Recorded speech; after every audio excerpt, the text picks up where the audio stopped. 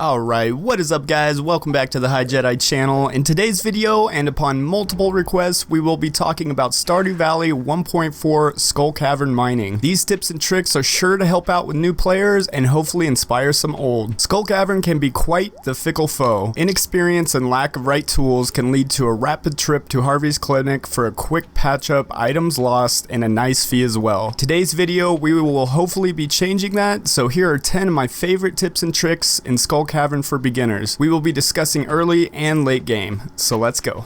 Okay, tip number 1, get the dwarf scrolls.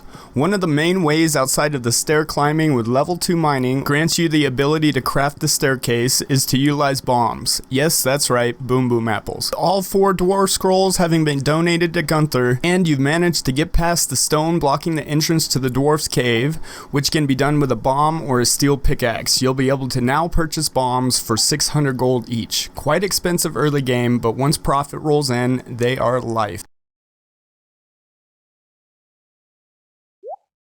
Tip number 2, we're gonna need a bigger backpack. With all the assortment of community center items, consumables, gems, artifact, ores, and so on, you're definitely going to need to have the highest backpack upgrade of 36 items. 10,000 gold from Pierre and you're good to go. Tip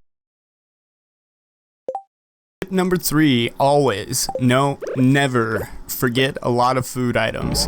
Whether it's salads purchased from Gus in the saloon or it's fruit harvested fresh from the old farm, you're going to need a lot of energy and health when going hard at it in the mines. My personal favorite is spicy eel, which grants +1 luck and +1 speed. You can also stack it with a nice coffee or espresso to bump that speed up even more. You cannot stack multiple skills though. With a maximum of 2, the best way to go is to use the food item to buff, then use a stack of salads or items without skill buffs to heal your energy as a whole. Tip number 4, go for gold, or Iridium. When mining for any ores, the higher level you achieve in the mine, the better. Every 10 levels up to level 100 has a much higher chance of spawning ore. Past level 100, the rate slows, however, it's still much better to floor climb than to farm each level. Iridium is much easier to achieve in my opinion past level 60 and gets much better from there. Watch out though, the Iridium bats spawn after level 50 and do quite a bit of damage. Tip number 5, always keep your health above 50%. Enough said. Keep an eye on your health is very important in the mines. If not, someone steals your items and you're down a few thousand from Harvey, which also brings me into tip number 6. Number 6, if you liked it then, you should have put a ring on it. Ignoring my terrible joke, get some good rings. Obviously the Iridium ring is the way to go. It offers the effects of 3 rings and gives you a 10% increase in damage. Put 2 on yourself and you become the Captain Planet of Stardew. Of heart. When the 5 powers combine, they summon Earth's greatest champion, Captain Planet. There are also a lot of other rings that grant you different abilities. The Napalm ring, for instance, grants you the ability to blow up an enemy you've slain, creating a small but effective explosive damage range around the enemy you slayed. Tip number 7, use the totems. Desert and farm totems make migrating from Calico Desert and back a piece of cake. Did I say dessert? Must be hungry. Anyway, with using the desert totem to transport to Calico Desert and using the farm totem to get back, it makes for a full day of mining.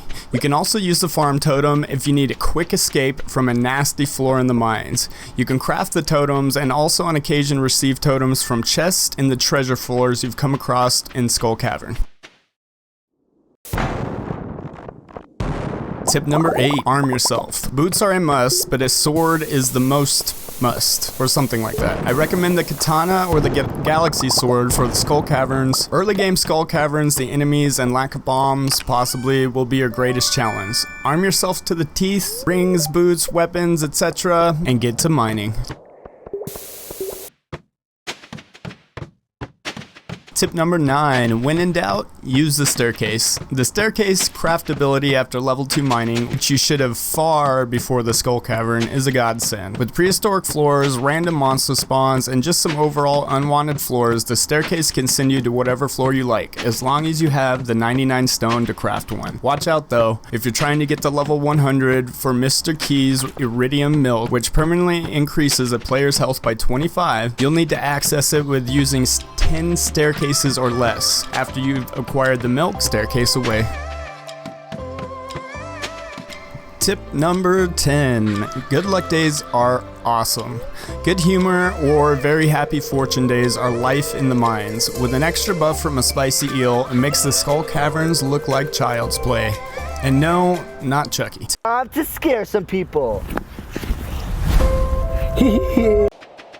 Tip number 11, craft bombs mid-grind. You can craft bombs right in the middle of battling your way through the mines if you run out. If your goal is not iron ore or coal, go ahead and make as much as you can find as you find them. It takes 4 iron ore though and 1 coal, but it can be well worth it, especially if you're trying to push out a few more floors.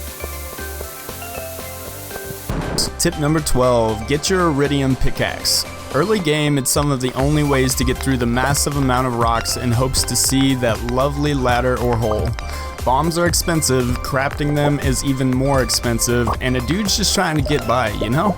So ASAP, get your Iridium pickaxe. It's 25,000 gold from Clint, 5 Iridium bars, but slashes through rocks in 1 pop, except for gold rocks, Iridium box, and other gems like that. Tip number 13, don't be afraid to call it quits. Sometimes we run out of food items, are in a tight spot, or just forget to water the dog before he left this morning. Don't trip out. If you have to call it a day, any ladder in the Skull Cavern leads you right to the front door for easy access back to the bus and home. In most cases, if it's that bad, you can always give yourself a reset too by just simply exiting the game without going to sleep. It sucks, I know, but it happens, guys. Tip number 14, read the room. Each and every floor of the Skull Cavern has different spawn patterns, but you'll begin to notice that there are multiple floors that are identical in layout. Get to know them. Knowing how large a room is and how the layout plays out is a quick insight in how to deal with it, so just keep practicing. And last but certainly not least, look in all corners of a room if you have time to do so. Don't spend too much time on one floor, especially if you're ore mining and below level 60. But looking at an entire room though can ensure you don't miss out on a needed hole or staircase that's already spawned. And most of all, you guys, as always, have fun. Mines can be a bit tough, but the mines are also my personal favorite in Stardew Valley. Play around with it, understand your own playstyle, and with the tips and tricks I presented today, hopefully it'll pay off. Alright guys, so that's it for today's video. Catch me live 5 days a week on Twitch to check my awesome aesthetic and high profit farm, 8 PM Pacific Standard Time. Also, if you could, like and share, that's always a plus, and subscribe if you're new. So as always guys, stay lit, stay up, and stay high. Jedi, peace, yo.